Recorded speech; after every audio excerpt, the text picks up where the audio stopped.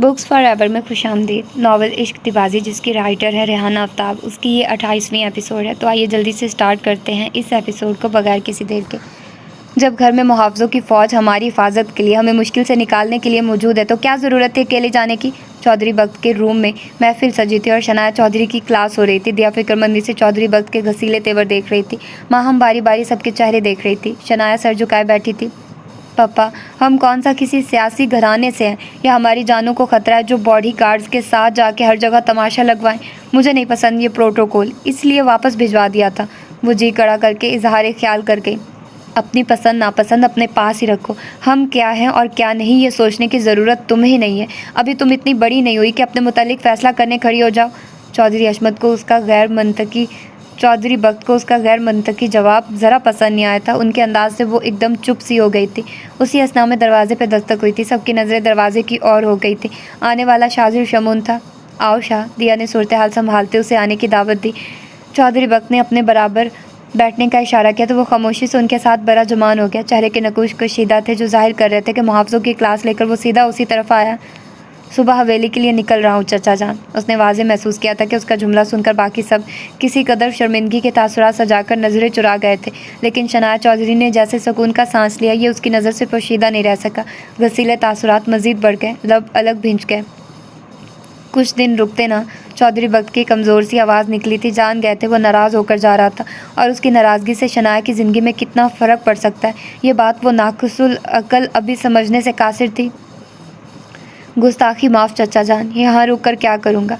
यहाँ है ही क्या सिवाय ज़िल्लत और रुसवाई के। इज़्ज़त के मामले में हम जान देने और लेने वाले लोग हैं। ख़ानदान की इज़्ज़त मेरी मनकोहा जिस तरह रात गए सड़कों पे मारी मारी फिर रही है, ये सब देखने से बेहतर है खुद को शूट कर लूँ। लबो लहजा सख्त था लेकिन एहतराम का दामन हाथ से नहीं छोड़ा गया था। सब शर्मिंदगी से नज़र झुका गए थे सिवाय शनाया के। उसके लफ्ज़ों पे उसे जी भर के गुस्सा आ रहा था। वो जिस तरह मारे मारे फिरने को गैरत से ताबीर करके शूट की बात कर गया, सभी चौंक गए। शायद वो बर्दाश्त से ज़्यादा जब्त कर चुका था। सुबह की अपनी टिकट कंफर्म कर रहा हूँ और शनाया की भी।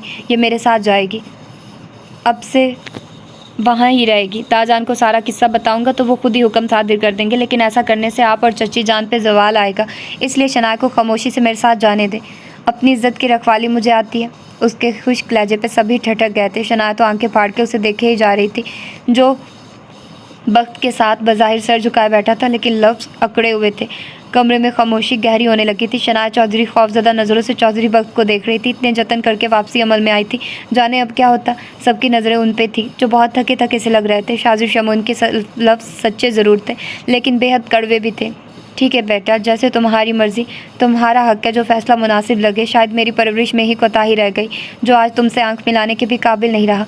बहुत टूटा बिखरा लहजा था। सबके अजीब से तासुरात हो गए थे। शाजिर शमून एकदम से उठ के उनके कदमों पे आकर उनके हाथ थाम गया। बाखुदा, मेरे कहने का मकसद आपकी परवरिश पे उंगली उठाना हरगिज़ नहीं था चचा जान। अक्सर बहुत अच्छी तरबियत के बावजूद औलाद शर्मसार कर देती है। इसमें आप या चची जान का दोष नहीं है। औलाद की फितरत ही अलग हो तो कसूरवार वालिदैन क्यों। मैं तो बस आपकी टेंशन दूर करने की कोशिश कर रहा हूँ। अब से आपकी परेशानी ख़त्म और मेरी ज़िम्मेदारी शुरू। आई नो, आज से पहले तक हवेली में रुखसती से पहले बड़े ही सारे फ़ैसले करते आ रहे हैं, लेकिन आज से पहले ऐसी सिचुएशन भी पेश नहीं आई थी जो मोहतरमा वालिदैन की बात नहीं मान रही, मुहाफ़िज़ों को किसी गिनती में नहीं ला रही। उन्हें मेरे सुपुर्द करके आप बस बेफ़िक्र हो जाइए। अब से ये मेरी ज़िम्मेदारी है। शाजिर शमून का एक एक लफ्ज़ ज़बरदस्त ताज़ियाना बन के शनाया चौधरी के खून में उबाल ले आया था। इतनी तज़लील, वो क्या कुछ नहीं कह गया था उन लफ्ज़ों में। उसकी नज़र में वो बिगड़ी हुई नवाबज़ादी थी जिसे सुधारने के लिए वो उसे अपने साथ हवेली ले जाना चाह रहा था। तुम बरहक कह रहे हो बेटा, सुबह अपनी मनकोहा को साथ ले जाओ। हम में से किसी के पास रोक लेने का इख्तियार नहीं। शायद यही हमारी इज़्ज़त के लिए भी बेहतर है। दिया बेगम, बेटी को ले जाइए और इसे रुखसत करने की तैयारी करें। शनाया चौधरी की तरफ देखने से दांस्ता गुरेज, उसका नाम न लेना, मुखातिब न करना, सब जाहिर कर रहा था कि इस वक्त वो उससे किस हद तक नाराज़ और दुखी हैं।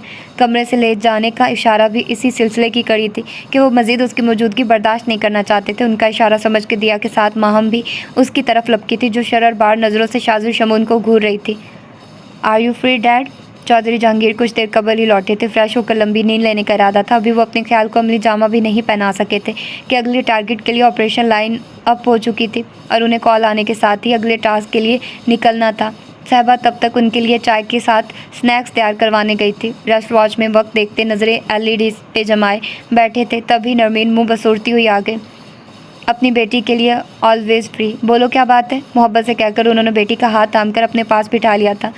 आई नो डैड कि मैं आपके लिए कितनी अहम हूँ, मेरी कोई बात आप टालते नहीं हैं। याद है एक बार स्कूल प्रिंसिपल ने शरारत पे मुझे डांटा था जब मैंने अपनी कॉम्पिटिटर के बाल काट दिए थे।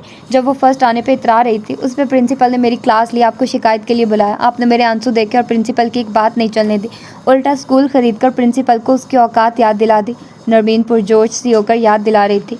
मुझे अपनी बेटी के एक एक मोमेंट याद है, पहली बार कब घुटनों पे आई, कब पहला कदम उठाया, कब पहली बार डैड कहा, दिन माह सन सब अच्छी तरह याद है। चौधरी जहांगीर के चेहरे पे मुस्कुराहट आ गई थी, बड़ा नरम तासुर था। You are the best dad in this world, मानो गरूर लहजे में बोल रहा था। अब किसने मेरी बेटी को हर्ट कर दिया? बसूरती शक्ल पे संजीदा हो गए। समहान डैड, उसने छूटते ही नाम ले दिया। समहान? चौधरी जहांगीर ने भवें से कोड़ी। यस डैड, समहान, मुंह बिगाड़ के। बहुत रूड और मगरूर है डैड।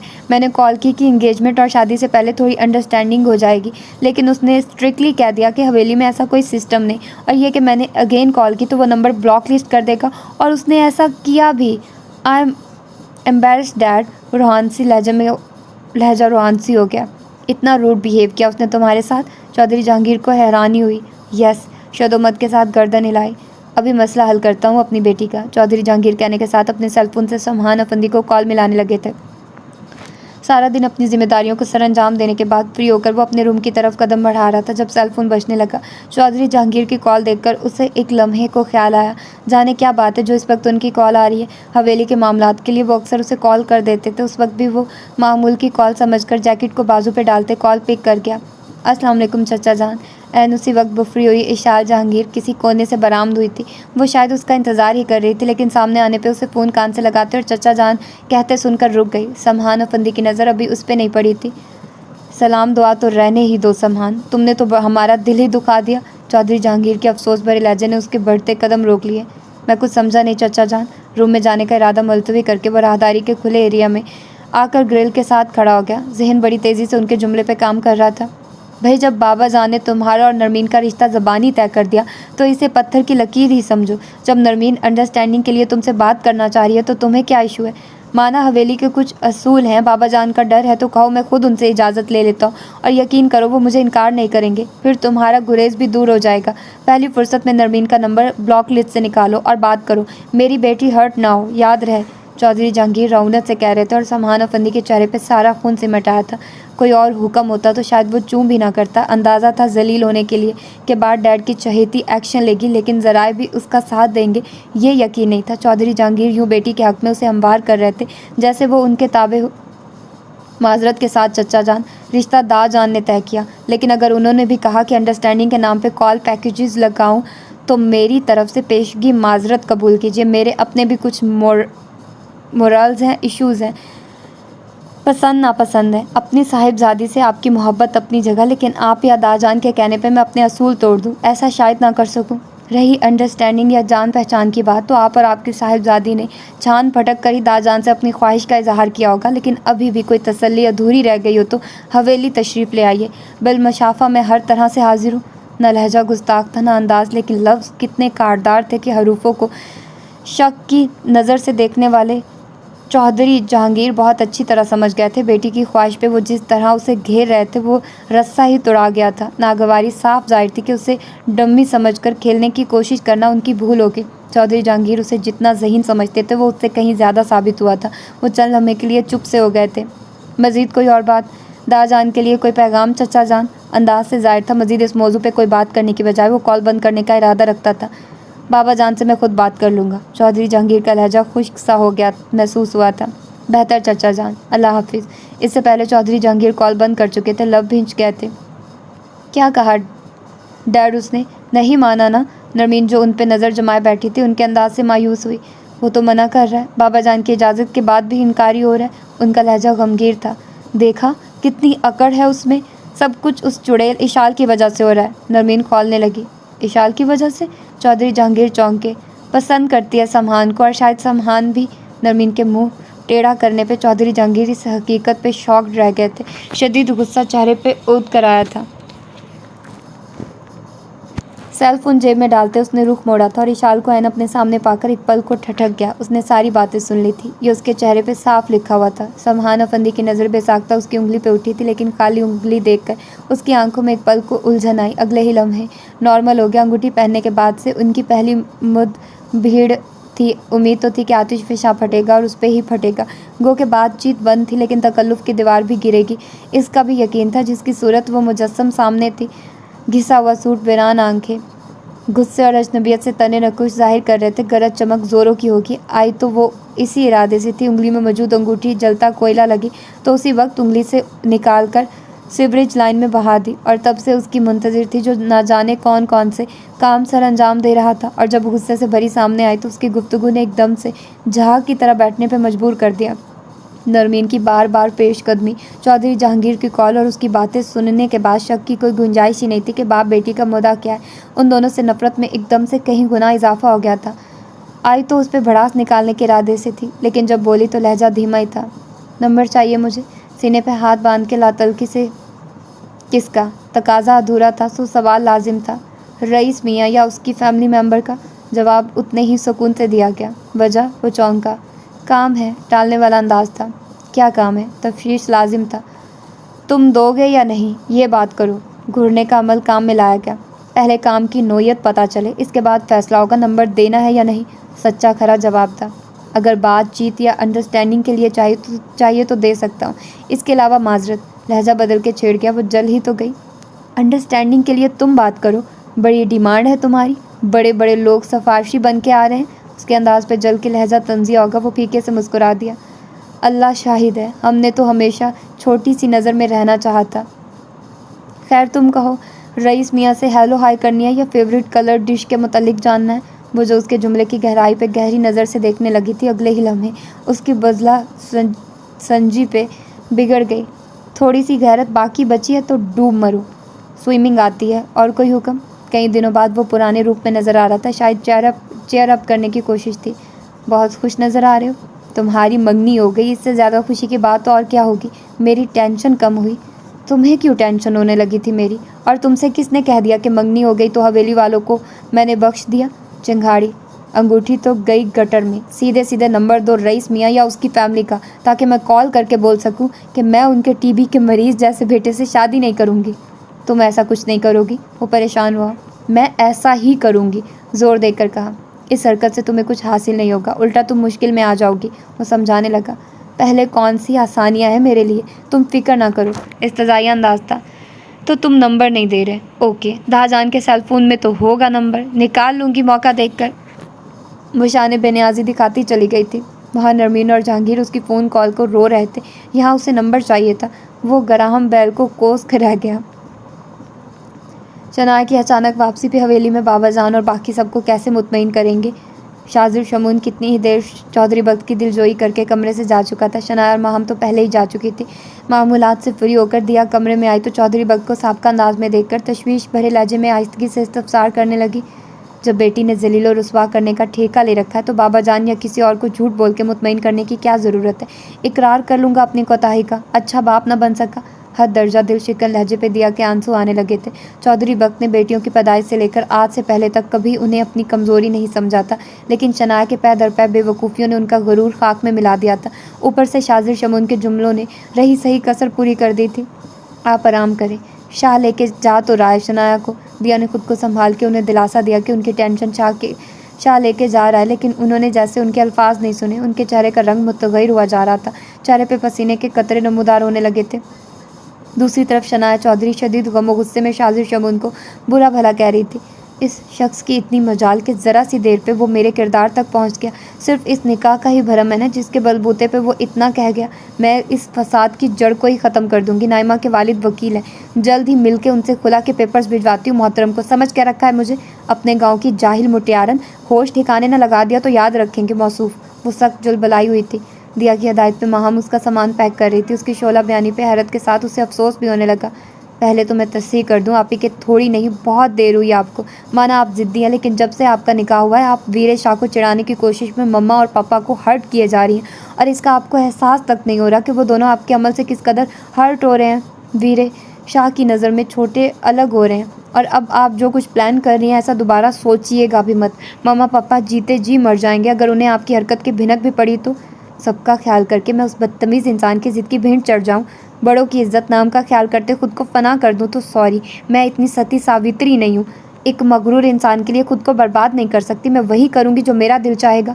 उसकी हठधर्मी पे माहम को गुस्सा आने लगा था। इससे पहले कि वो कुछ कहती, दिया की तेज़ आवाज़ उन्हें बदहवास करके दोनों एक दूसरे की शक्ल देखते तेज़ी से कमरे से निकली तो कॉरिडोर में ही उन्हें शाजिर शमून चौधरी बख्त के कमरे की तरफ भागता हुआ नजर आया। वो दोनों भी बदहवास होकर लपकी थी। कब तक नहुसत फैलाती रहोगी? चौधरी अशमत के सुनाए गए फैसले ने फायजा समेत सबको मलूल कर दिया था। माँ सिवाय निदा के वो पहले भी खामोश थी, लेकिन एक वहशत का सामान था कि जाने उसके खिलाफ क्या फैसला है। फिर जब रईस मियाँ और उनकी फैमिली के आमद का शोर हुआ तो वो अंदर ही अंदर लर्ज गई, लेकिन चौधरी अशमत का फैसला जानकर एक सुकून उसके अंदर उतर गया था।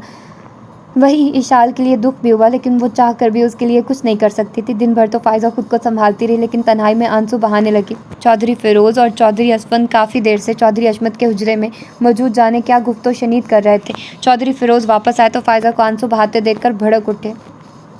जानती हूँ निदा ने बहुत बड़ी भूल की है, लेकिन बाबा जान का फ़ैसला उससे कहीं बढ़ के है। आप बाबा जान से अर्ज़ करें ना कि वो फ़ैसले में तरमीम करके निदा की शादी कहीं भी कर दे, फिर भले उससे कोई राब्ता न रखे, लेकिन ये सज़ा बहुत सख्त है। फ़ायजा दुहाई देने लगी थी। बाबा जान ने तो फिर भी रियायत कर दी। मुझे फ़ैसले का इख्तियार होता तो उसे जान से मार देता, लेकिन नहीं, जान से मारना आसान है। जब वो पल पल सिसक कर मरेगी, अपने से छोटी बहनों की शादी, ससुराल बच्चे होते देखेगी, तो बुढ़ापे में खुद एड़ियाँ रगड़ के मरेगी कि ख़ानदान के नाम और नस्ब के खिलाफ जाकर उसने कितना गलत किया था। उसे इबरत का निशान बनाकर हवेली की दीगर लड़कियों के लिए सबक छोड़ेंगे। चौधरी फिरोज़ की सफाकी से की गई मंजर कशी ने फ़ायज़ा के आंसुओं को रवानी बख्श दी थी। वो फपक के रोने लगी। शाह को बुला लेती हूँ, सब जानकर शायद वो बाबा जान को मना सके। इस ख्याल के आते वो दिन गिनने लगी थी कि उससे गए कितने दिन हो गए थे। बड़े ही बेमुरवत पड़ोसी हो भाई तुम लोग। घर में शादी है कल और अभी तक ढोलकी की आवाज़ भी नहीं आई मेरे कानों तक। अकेले अकेले ही उपटन भी लगा दिया बहन को। दरवाज़ा बजा था। सामने साइमा खड़ी थी, जिन्होंने मावरा के जर्द हाथ देखते गिला करना शुरू कर दिया। ढोलकी के खिलाफ है अम्मा, बस इसीलिए नहीं रखी। आप अंदर आइए ना, मावरा ने खुश खल्की से कहते अंदर आने का रास्ता दिया। ऐसी भी क्या सादगी है, कहाँ तुम्हारी अम्मा? कई दिनों से तो उन्होंने शक्ल तक नहीं दिखाई। साइमा अंदर आ चुकी थी। कई दिन? अभी शाम को ही तो आप आई थी घर, मावरा ने मुस्कुराते हुए याद दिलाया। शाम को आई थी? कौन, मैं? साइमा ने हैरानी से अपनी तरफ उंगली करके इशारा किया। मावरा ने अचंभे से सरस बात में हिलाया। मैं कहाँ से आ गई शाम को तुम्हारे घर? 2 दिन से तो अपने भाई के घर गई हुई थी, अभी लौटी हूँ। तुम्हारे अंकल ने भेजा कि जाकर आपस से पूछ आओ हमारे लायक कोई काम तो नहीं, और तुम कह रही हो मैं शाम को आई थी। ये तो परेशान होने वाली बात कर दी तुमने। मेरी हम शक्ल तो नहीं घूम रही? तशवीश से कहते साइमा का लहजा शोक हो गया, जबकि उनके मफसल बयान पे मावरा चुप सी होकर उनकी शक्ल देखने लगी। मुनज़्ज़ा ने तो खुद कहा था वो साइमा से बात कर रही थी, फिर वो उलझ सी गई। मैंने देखा नहीं था आपको, शायद मेरा वहम हो। साइमा उसकी तरफ देख रही थी। वो संभल के बात बना गई। ऐसा ही हुआ होगा, तुमने तो मुझे डरा ही दिया था ऐसा कह के मैं अनुषा से मिल लूँ। देखो तो कितना रूप चढ़ा हमारी दुल्हन पे। साइमा अपने मखसूस अंदाज पे हंसती बोलती आगे बढ़ गई, तो वो भी मुस्कुराकर कमरे की तरफ इशारा कर गई। भाई जब मावरा ने कहा कि मैं शाम को आपके घर आई थी आपा, तो यकीन करें मुझे तो बहुत हैरानी हुई। बच्ची है बेध्यानी में कह गई, वरना भाई के घर से आकर 2 मिनट आराम किए बिना सीधी आपकी तरफ आ गई कि पूछ सको हमारे लायक कोई काम हो तो बताइए। साइमा अंदर बैठी दुनिया जहान की बातें कर रही थी। स्कूल की थका देने वाली नौकरी छोड़कर अनुषा मायूं बैठी तो आराम पाकर जल्दी उसकी आंख लग गई थी। एक नज़र उस पर डालकर साइमा मुनज़्ज़ा के कमरे में आ गई थी कि वो डिस्टर्ब ना हो। मावरा उनके लिए चाय बनाकर वही ले आई थी। बातों बातों में जब साइमा ने बात दोहराई तो मुनज़्ज़ा के चेहरे का उठता रंग मावरा ने बड़ी हैरानी से देखा। मुनज़्ज़ा का नज़र चुराना, बात बदलना, सब उसे चौंका गया। कौन था दरवाजे पे? अम्मा ने झूठ क्यों कहा? ऐसा कौन सा राज है जो वो हमसे छुपाती हैं? उसके अंदर सवाल उठने लगे थे। हॉस्पिटल के सीनियर डॉक्टर को हार्ट अटैक का सुनकर हॉस्पिटल में खलबली सी मच गई थी। वक्त सीना पकड़ के एक तरफ को लड़क गए तो दिया बदहवास होकर चलाने लगी थी। शाजुर शमून, माहम और शनाया चौधरी तेज़ी से कमरे में दाखिल हुए थे और चौधरी वक्त की हालत देखकर दोनों दिल पकड़ के रह गई, लेकिन हवास बहाल रखते शाजुर शमून ने तेज़ी से चौधरी वक्त को बाजू में उठाकर दरवाजे की तरफ दौड़ लगा दी थी। तीनों भी उसके पीछे भागी थी। सूरत हाल भांपते चौकीदार ने ड्राइवर को झुंझोड़ कर जगाया था, जो उसके कमरे में ही लंबा पड़ा हुआ था। बेसमेंट और छत पे मौजूद मुहावजों ने अगले ही लम्हे जीप की तरफ छलांग लगाई थी। आधे घर पे गश्त के लिए रुके हुए थे, जबकि आधे जीप पे सवार हो चुके थे। दिया फौरन पिछली सीट संभाल के चौधरी वक्त का सर गोद में रखे हुए थी। शाजिब शमून ने ड्राइविंग सीट संभाल ली थी, जबकि आंख मलते ड्राइवर ने दूसरी गाड़ी निकाल ली थी, जिसमें शनाया और माहम जल्दी से सवार हो गई थी। आगे पीछे ये काफिला हॉस्पिटल पहुंचा था, जहां चौधरी वक्त को फौरी इमरजेंसी में ले जाया गया।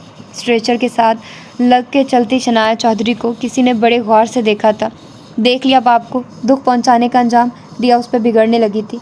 चची जान प्लीज़, शाजिब शमून उन्हें थाम कर दूर ले गया था। मुबादा वो शनाया पे ज़्यादा गुस्सा ना करे, सारा कुछ इस इंसान की वजह से हुआ और अब खुद मासूम बन रहा है। दिया के अंदाज़ और चौधरी वक्त की परेशानी के साथ उसे शाजिब शमून पर रज के गुस्सा आया था। उसकी सूरत पे नफ़रत भरी नज़र डालकर वो कदरे दूर खड़ी हो गई थी, आंखें बहने लगी थी। चौधरी वक्त कितने बेहतरीन बाप थे, ये वो अच्छी तरह जानती थी। बेटी नहीं उन्होंने बेटा समझकर हमें दोनों की परवरिश की थी, लेकिन शाह से रिश्ते के बाद से उनके दिलों में दूरी आ गई थी। सारी ज़िंदगी उसकी हर ख्वाहिश पूरी करने वाले वालिद ने शादी जैसे अहम फ़ैसले को अपनी इज्जत का वास्ता देकर मनवाया था। उसे यह कलक ही नहीं भूल रहा था। उसे गांव में रहना अजाब लग रहा था और शाजिब शमून की मनकोहा बनकर तो जैसे बागी हो गई थी, जिसकी वजह से जाने अनजाने में वही कुछ करने लगी जिससे शाजिब शमून को चिढ़ थी। लेकिन वो भूल गई थी कि उसकी हरकतों से चौधरी वक्त को कितनी तकलीफ़ पहुँचेगी। इन खूबसूरत आंखों में आंसू बिल्कुल अच्छे नहीं लग रहे, कहो तो पूछ दूँ। करीब से आती आवाज़ पे वो एकदम से चौंक कर देखने लगी थी और तलहा को देखकर एकदम से ठटक कर एक सिम देखने लगी, जहाँ शाजिब शमून कुछ देर पहले दिया के पास था, लेकिन अब दिया और माहम अकेली थी। जाने वो कहाँ था। मुहाफ़िज़ों की फ़ौज हॉस्पिटल के अहाते में मौजूद थी, लेकिन जाने ये अचानक कैसे सामने आ गया था। नज़ीरा, समहान तक हमारा पैगाम पहुँचा दो। हमारा सेलफोन ज़रा तंग कर रहा है, कमरे में चार्ज पे लगा हुआ है, उसे चेक करके अपने पास रख ले और कोई कॉल आए तो सुन ले। हम शाम तक हवेली लौटेंगे। चौधरी हशमत हॉल के सामने से गुजरते नज़ीरा को हदायत कर रहे थे और बेवक्त की भूख मिटाती डाइनिंग मेज़ पर बैठी इशार जहांगीर के दिमाग में 1000 वोल्ट का बल्ब जगमगाने लगा। चौधरी हशमत आगे बढ़ गए थे। नज़ीरा हुक्म की तामील में आगे बढ़ी थी, लेकिन राह में फरियाल ने रोक लिया था। इससे पहले कि नज़ीरा समहान अफंदी तक पैगाम पहुँचाती, इशार जहांगीर पर छलांगे लगाती चौधरी हशमत के हुजरा में दाखिल हो चुकी थी। थोड़ी सी कोशिश से ही मतलूबा नताइज मिल गए थे। अपने सेल फ़ोन में नंबर सेव करके वो बड़ी एहतियात से दाएं बाएं देखकर कमरे से बरामद हुई थी और कमरे से निकलकर यूँ पोज करने लगी जैसे सामने से चली आ रही हूँ। नंबर मिल चुका था, अब बस जल्द से जल्द ड्रॉप सीन करना था। अपने कमरे में जाने तक का लम्हा भी गिरा गुजरने लगा तो वह राहदारी में ही कॉल मिलाने लगी और चंद बेल जाने के बाद ही कॉल रिसीव हो गई। अस्सलाम वालेकुम वरहमतुल्लाह। बारीक सी आवाज़ में सलाम दागा गया था। वो एक लम्हे कोशिशों पंज में पड़ के सेलफोन को कान से हटाकर देखने लगी। रईस मियाँ से बात हो सकती है मोहतरमा। उसे हैरानी हुई कि रईस मियाँ के नाम से सेव नंबर पे कोई खातून कैसे फ़ोन उठा सकती है। मोहतरमा, हम रईस मियाँ ही बात कर रहे हैं। बारीक आवाज़ में दूसरी तरफ नागवारी से इत्तला दी गई। जी। अब के चौंकने की बारी उसकी थी। ला हौला वला कुव्वता इल्ला बिल्ला। जाने मैंने क्यों मनहनी से वजूद में गमगीर आवाज़ का तसव्वुर रख लिया। आवाज़ की नज़ाकत पर्सनैलिटी की तरह थी। वो जी भर के बदमज़ा हुई। आप कौन खातून बात कर रही हैं? अब के दूसरी जानिब से तशवीश की गई। खातून होगी आपकी लगती सकती। खबरदार जो मुझे खातून कहा। नागवारी से टोक के रह गई।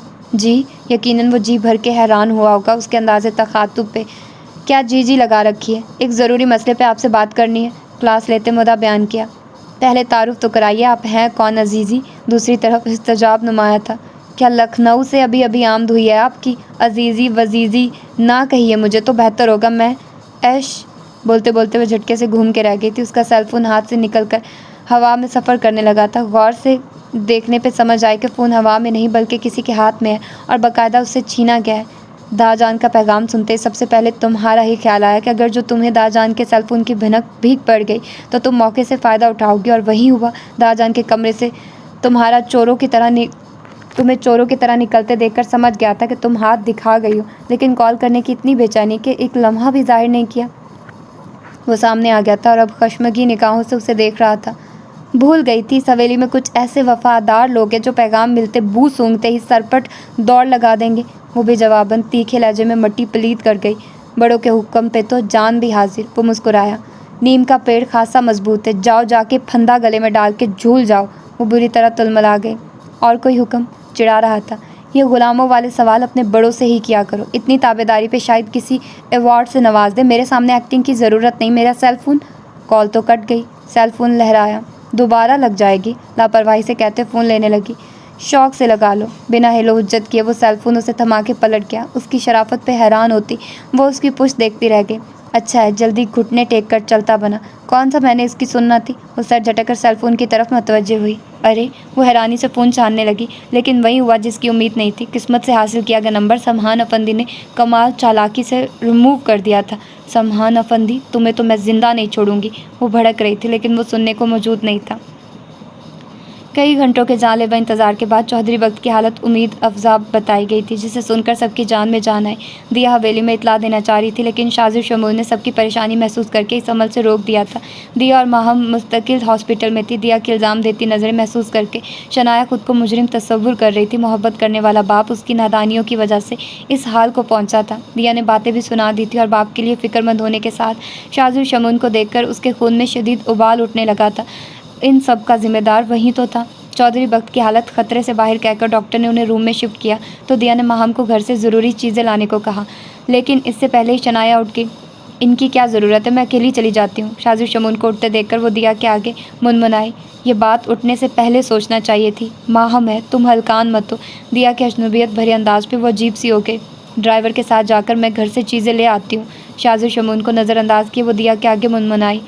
तुम्हारी मनमानी ने तुम्हारे पापा को इस मकाम पे ला खड़ा किया है। कम अज़ कम अब तो थोड़ी सी शर्म करो। दिया के लताड़ने पे वो लब कुचलने लगी।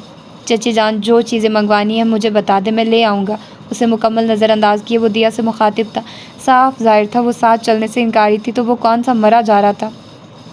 जाऊँगी मैं, हर धर्मी से कहती वो आगे बढ़ गई थी। दिया ने इशारा किया तो शाजिर शमून ने 2-4 कदमों में ही जा लिया।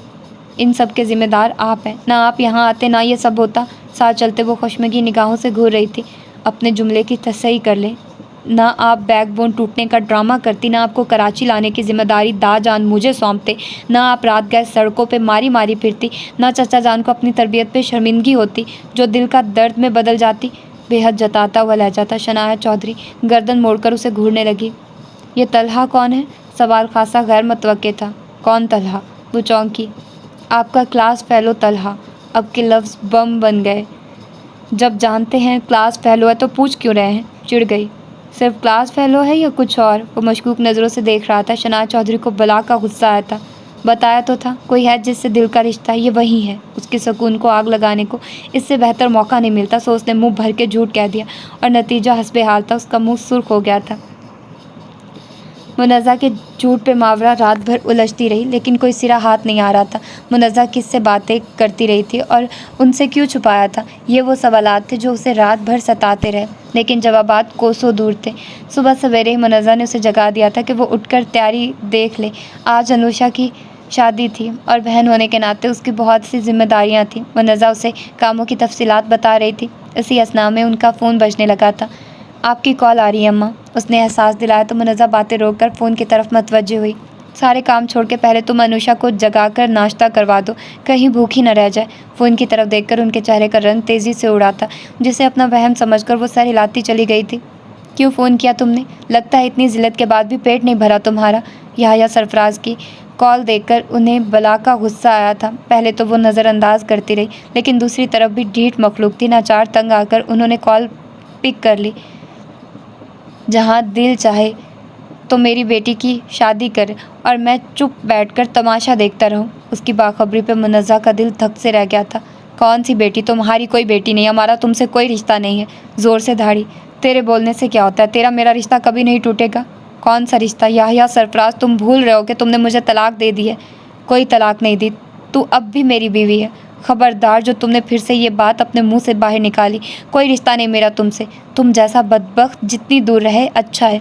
आ रहा हूँ मैं, देख कैसे सबके सामने बताता हूँ कि मेरी बेटी की शादी है और मुझे ही लाइल्म रखा। वो धमकाने लगा। तुम ऐसा कुछ नहीं करोगे। मुनज़्ज़ा आने वाले वक्त का एहसास करके लर्जने लगी। मैं ऐसा ही करूँगा, हर धर्मी से जताने लगा। सिर्फ एक रास्ता है तेरे पास, नेक नामी से कमाई ज़िंदगी को बचाने का। बदनामी से बचना चाहती हो तो डील कर लो। अनुषा की भले शादी कर दो, लेकिन मावरा को मेरे हवाले कर दो। मेरे बुढ़ापे का कोई तो सहारा हो। याह्या सरफराज, अब अगर तुमने मेरी बेटियों का नाम भी लिया तो मुंह नोच लूँगी तुम्हारा। मुनज़्ज़ा का खून खौल उठा। कोई सबूत नहीं है तुम्हारे पास कि तुम उन बच्चियों के वालिद हो। मेरे पास डेथ सर्टिफिकेट है मरहूम शौहर का और अपनी बच्चियों के बाप की तस्वीर भी है। क्या कर लोगे तुम जब बच्चियां खुद कहेंगी कि तुम उनके वालिद नहीं? मावरा ने तो तुम्हें देखा है, क्यों ना पहचान सकी तुम्हें? क्योंकि मुझे अंदाज़ा था ज़िंदगी के किसी न किसी मकाम पे तुम जैसा दरिंदा हमें नोचने को ज़रूर ढूंढ निकालेगा। ऐसा क्या किया तूने? किस यार की तस्वीर दिखा रखी है बेटियों को? याहिया सरफराज गालियों पे उतर आया। कल जिसके हाथों पिटे एहसास नहीं हुआ। मुनज़्ज़ा का लहजा इस्तज़ाइया हो गया। कौन था वो? याहिया चौंक गया। उसके डर से मुनज़्ज़ा को हौसला हुआ। यकीनन चौधरी जहांगीर को तुम हरगिज़ भूले नहीं होगे। आ जाओ बेटी की शादी में तमाशा करने, मुमकिन हुआ तो मुलाकात भी हो जाएगी उससे। उसके बेटे ने जो हाल किया, उम्मीद है कुछ अफाका आया होगा। कहो तो जहांगीर को भी मुलाकात के लिए बुला लूँ? बस कंफर्म कर दो तुम आ रहे हो, बाकी काम मेरा है। मुनज़्ज़ा डर को हथियार बनाए इस्तेमाल कर रही थी, वरना खुद उसका दिल सूखे पत्ते की तरह कांप रहा था। अगर जो वो आकर तमाशा करता तो जो कुछ उन्होंने कहा, सारी तैयारी के बावजूद एक शख्स का आकर बीवी बच्चियों का दावा करना बहुत से सवालों को जन्म देने का ना सिर्फ बाइस बनता, बल्कि उन्हें बहुत सी नज़रों का सामना भी करना पड़ता। उसके डर को ही आला हथियार बनाकर उन्हें को कहानी घड़ी थी और उसका असर खातिर ख्वाह हुआ था। उससे राब्ते में है तू? याहिया सरफराज दांत पीसने लगा। उसके बेटे के हाथों दुर्गत बनने पर भी तुम्हें शक है? हैरत है। तुम्हें क्या लगा था पैसे देते मैंने बस धमकी दी थी? चलो तुम कुछ करो तो फिर मैं बनफ्से नफीस तुम्हारी मुलाकात करवाती हूँ। वो अभी बेखबर है कि तुमने हमें ढूंढ निकाला है। मुनज़्ज़ा कमाल सुकून से लफ्ज़ों की माला परो रही थी और याहिया सरफराज चौधरी जहांगीर का सुनकर ही गालियों का तूफान निकालने लगा था, क्योंकि और कुछ करना उसके बस का काम नहीं था। मुनज़्ज़ा ने खामोशी से कॉल बंद कर दी थी। तो ये थी इसकी आज की एपिसोड। मिलते हैं इसकी अगली एपिसोड में। अपना ढेर सारा ख्याल रखिएगा। अल्लाह हाफिज़।